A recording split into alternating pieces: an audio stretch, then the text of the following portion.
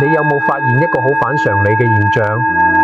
點解大家同樣係離鄉別井，為咗家庭操勞大半世，有啲人越老就越多病痛，滿面愁容，甚至連兒女都唔願親近；而有啲人卻面色紅潤，眼神清澈，連行路都帶住風，旁閪一世人無災無難，成個人自帶一個無形嘅保護罩。難道真係上天偏心，將好運氣都俾晒人哋？其實啊，呢啲唔係偏心，而係因果。呢個世間邊有咩無緣無故嘅好命？不過都係前世種下嘅善因，今生結出嘅善果。剝流，今日我就嚟同大家揭開呢背後嘅天機，傾下呢個生命中最深層嘅因果密碼。歡迎嚟到粵聽心思，相聚就係緣分。如果你中意今日嘅分享，請順手俾個讚，訂閱我哋嘅頻道，等我哋一齊喺呢個圈咗嘅塵世中揾返內心嘅平靜。我早年喺外地四處奔波嘅時候，曾經有緣拜訪過一位常年隱居嘅南傳佛教老和尚。嗰位老人家睇過無數世人來來去去，佢對我講過一句令我至今難忘嘅說話。佢話人嘅出世八字並唔係咩絕對嘅宿命，佢更似係你前世修行帶嚟嘅一份天氣預報。呢個世間有一種人，前世多半係積累咗深厚善根嘅修行者，或者係發咗大願嘅善人。佢哋今生嚟到呢個世界，可唔係隨便揀個時間就脈通一聲降生嘅。佢哋往往會踩住三個極為特殊嘅時辰降生。呢三個時辰出世嘅男女，因為承接咗天地間最純淨、最陽光、最溫潤嘅靈氣，只要佢哋唔自己去糟蹋呢份福報，唔單止歲數大咗唔顯老，更能得到文長安穩嘅福澤，簡直就好似仙人轉世一樣。喺揭曉呢三個時辰之前，不論你而家嘅境遇係點，我都希望你可以靜下心嚟。請大家喺評論區打出福慧雙修、逢凶化吉呢8個字，為你同埋你最在乎嘅家人種下一顆善念嘅種子。借住今日我哋相聚嘅呢個正能量磁場，接住呢波萌延一世嘅福氣啦。第一個自帶福報嘅黃金時辰就係子時，亦即係夜晚11點到凌晨1點之間。我哋喺中醫同易經入面對子時嘅評價係非常之高嘅。點解呢？因為子時係一日之中一陽初生、陰陽交替最關鍵嘅時刻。呢個時候嘅天地之氣最係純淨通透，所以喺呢個時間出世嘅人，骨子裏自帶一種極其清淨嘅能量。只要佢哋嘅心係正嘅，嗰種精氣神就係源源不絕嘅。點睇都咁年輕，直覺亦都非常敏捷，總能夠喺關鍵時刻避開災禍。但係凡事都有兩面，《金剛經》入面講不取於上，如如不動。呢股清淨嘅靈氣，最怕嘅就係一個字：火。咩係火？你心入面無法填滿嘅貪念，對別人嘅怨恨，總覺得唔公平嘅不甘心，以及現代人最容易犯嘅毛病，盲目嘅攀比同深重嘅焦慮，呢啲全部都係毒氣。我曾經認識一位子時出世嘅朋友，我哋叫佢老李啦。老李年輕時真係名校畢業，意氣風發，喺一間知名嘅大企業入面做到咗高管。佢就係嗰種天生自帶靈氣嘅人，睇市場睇人極準，早早就積累咗豐厚嘅財富。嗰陣時嘅佢行到邊都俾人捧住，滿面紅光。可使人啊，一旦順風順水耐咗，光芒嘅胃口就會被撐大。步入中年之後，為咗爭奪更多嘅股份同權力，佢開始日夜同合夥人算計，腦入面全係點樣防備別人，點樣打壓對手，慢慢咁佢原本清澈嘅眼神變得充滿防備同怨毒。幾年嘅爾虞我詐落嚟，公司雖然做大咗，但佢卻突然倒下咗。佢患上咗極其嚴重嘅驚恐發作同重度抑鬱症。每日夜晚佢只要一瞓低，心臟就狂跳不止，總覺得有人想害佢，或者覺得自己馬上就要死去。佢食咗無數昂貴嘅抗抑鬱藥，睇咗頂級嘅心理醫生都冇用。更讓人鞭析嘅係，因為佢長期嘅情緒暴躁同多疑，妻子最終帶住孩子離開咗佢。偌大嘅豪宅入面，只剩低佢一個人，徹夜摳大雙眼直到天光。你睇，呢個就係將天生嘅福報用鞭念同怨氣生生耗盡咗啊！佢體內嘅清淨之氣被世俗嘅毒氣徹底污染咗。後來老李實在頂唔順呢種生不如死嘅折磨，喺一位心理衛導師嘅建議下，佢放下咗公司嘅僥倖，去咗一家臨終關懷醫院做義工。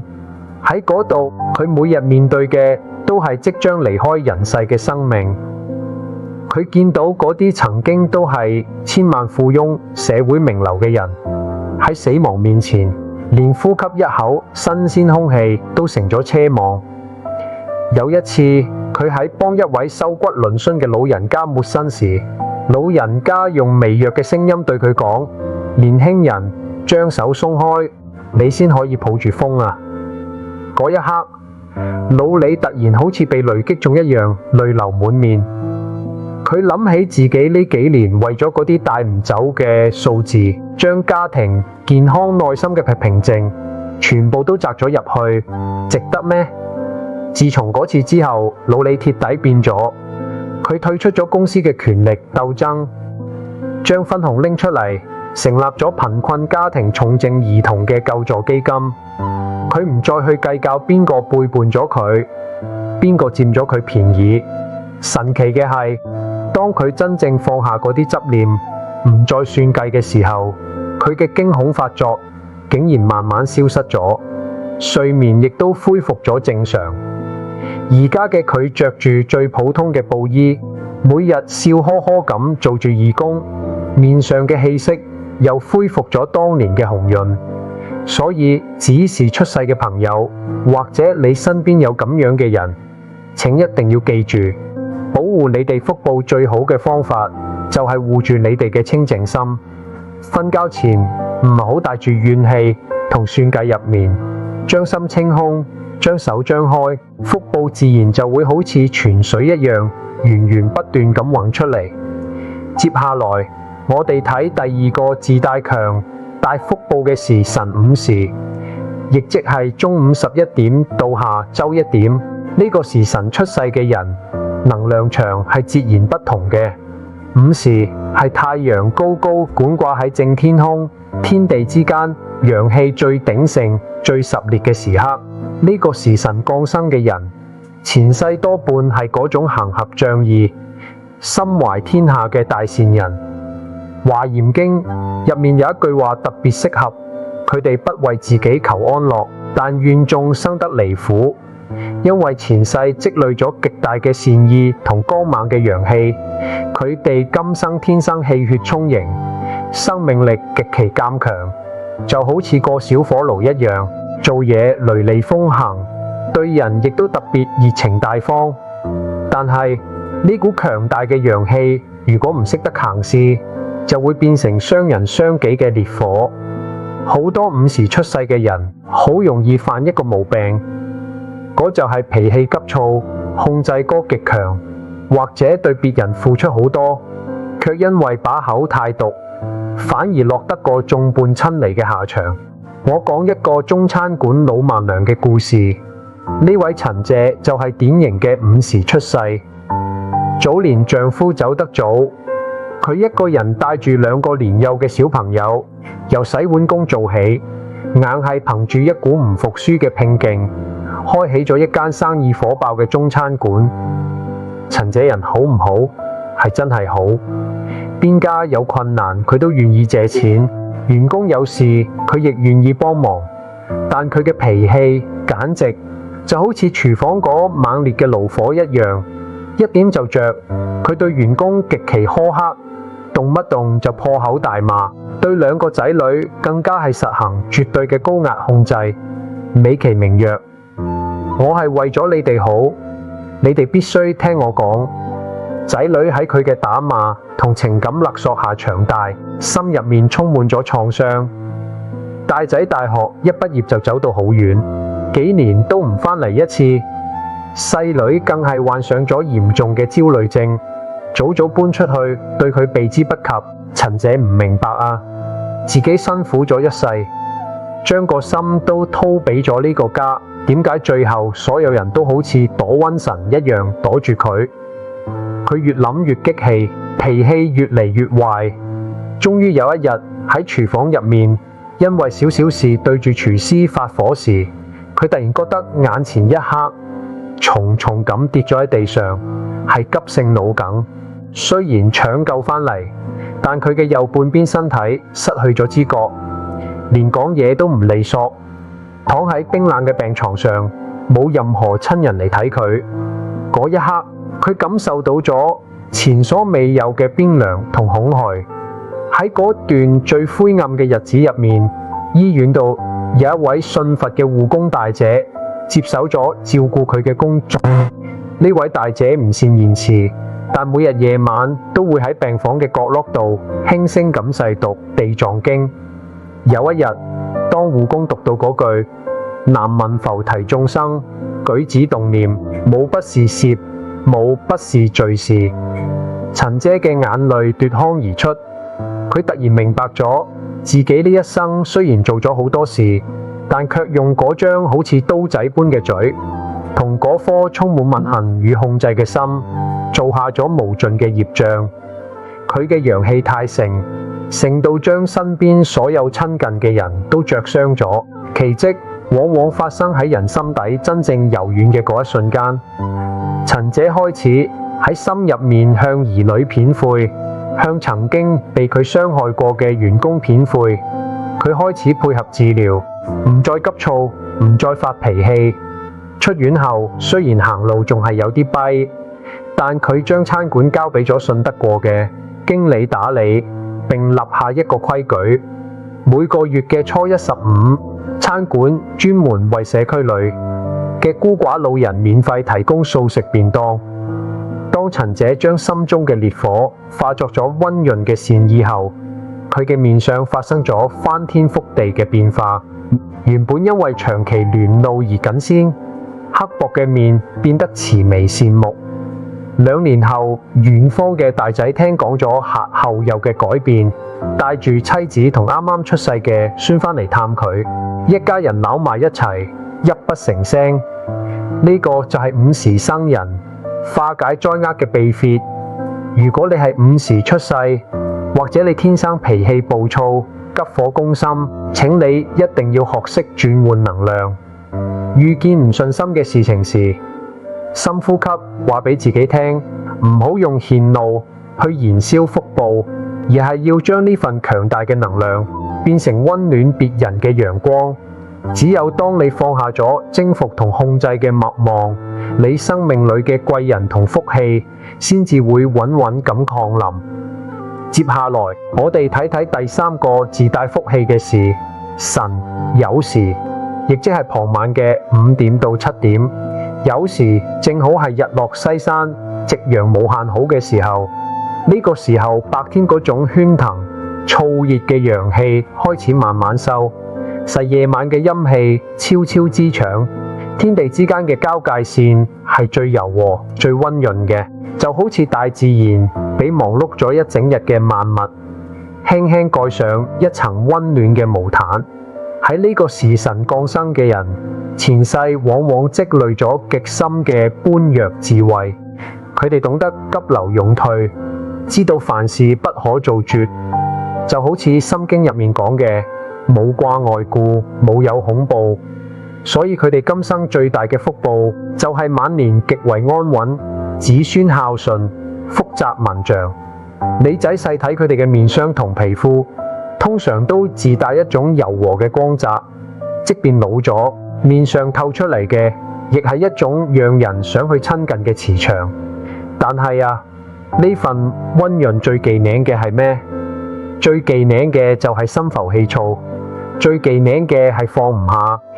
現代好多中老年人都有一個通病，特別係當操勞咗大半世，突然閒落嚟嘅時候，嗰種失去掌控感嘅焦慮，會瞬間將原本安穩嘅腹部擊碎。我嚟講講一位嚴格嘅退休校長嘅故事。呢位黃太就係幼時出世嘅，佢做咗一世人嘅教育工作，係個標準嘅女強人。喺學校度，佢係講一不二嘅校長；喺屋企，佢係個絕對權威嘅虎媽。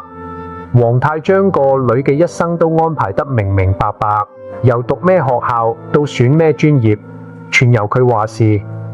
起初一切都好完美，個女亦順從咁拿到咗名校嘅該士學位。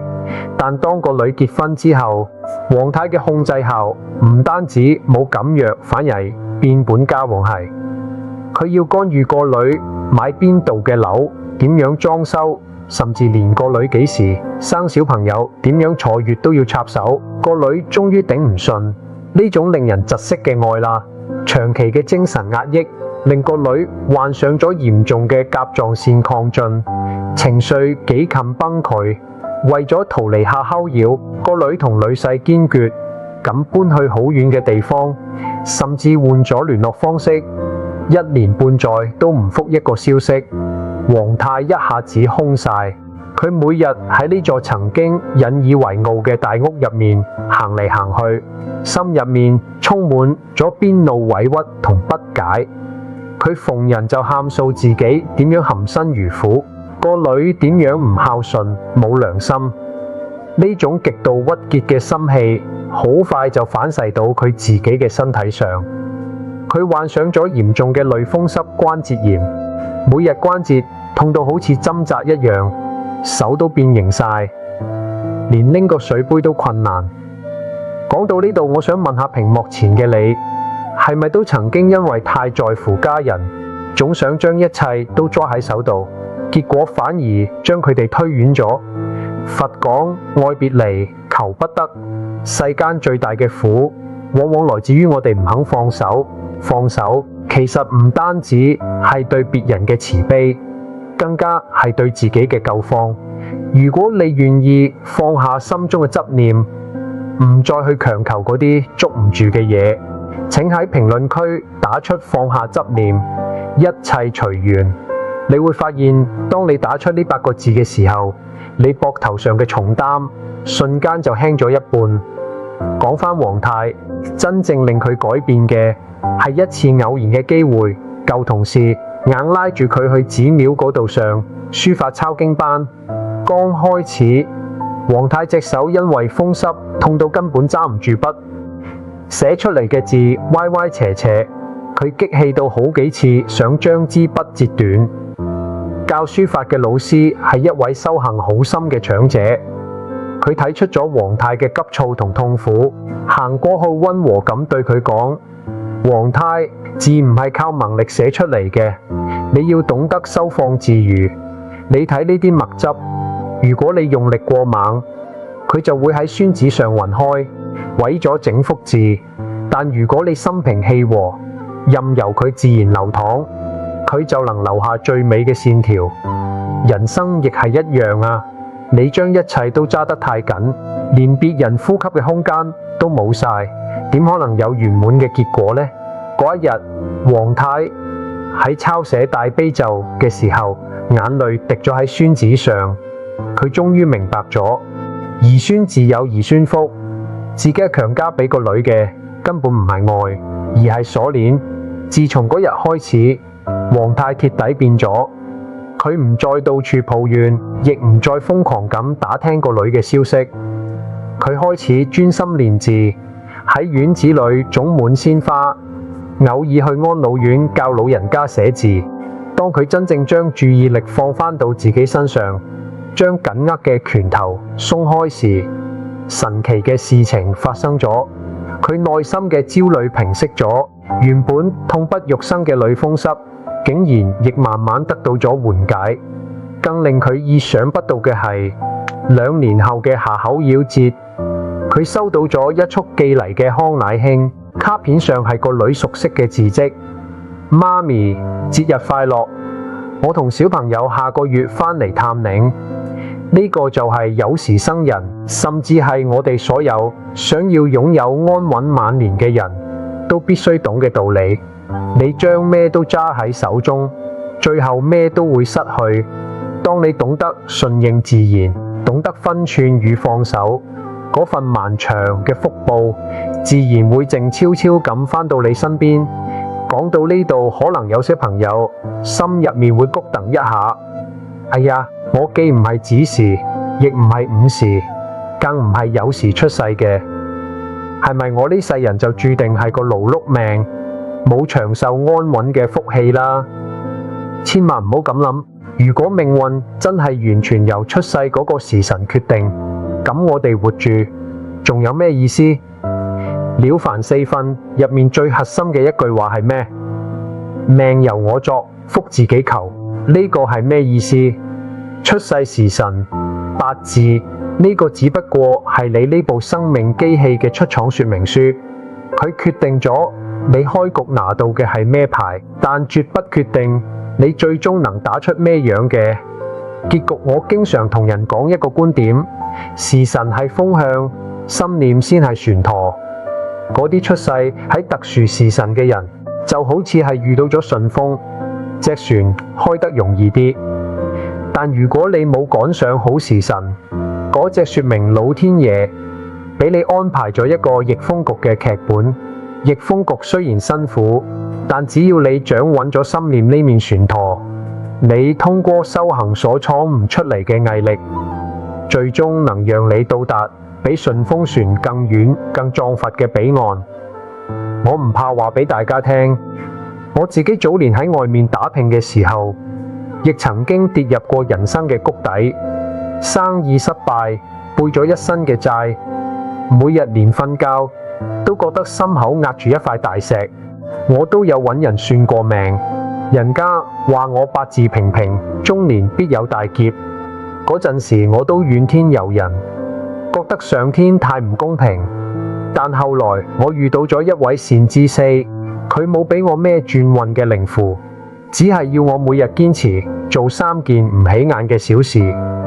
第一，絕對唔口出惡言，就算被激到半死，都將難聽嘅說話吞返落肚，因為抱怨同惡語最損陽氣。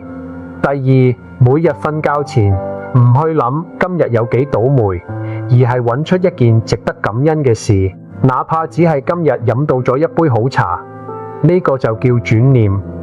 煩惱即菩提。每次遇到挫折，我就問自己，呢件事到底想教會我咩？第三，盡自己所能去釋放微光，唔需要捐大錢，俾幫你開門嘅人一個微笑，唔去網絡上跟住別人去龍罵發泄。呢啲微小嘅善意就係微光布施。你估下點？